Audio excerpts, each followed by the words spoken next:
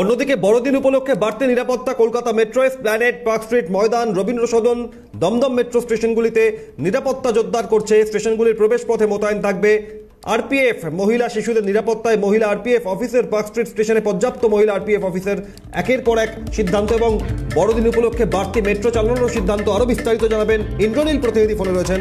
Metro রেলের কি সিদ্ধান্ত ইন্দ্রনীল?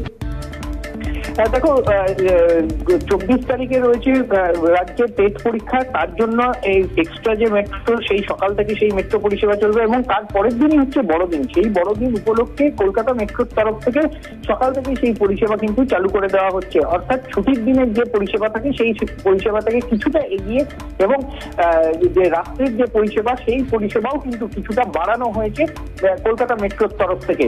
অর্থাৎ যে বড়দিনের যে আনন্দ, সেই বড়দিনের আনন্দের পরে যাতে নির্দিষ্ট সময়ে নির্দিষ্ট গন্তব্যে সাধারণ মানুষকে পৌঁছে দেওয়া যায়, সেই জন্যই কিন্তু কলকাতা মেট্রোর তরফ থেকে এই পরিষেবা দেওয়া হবে।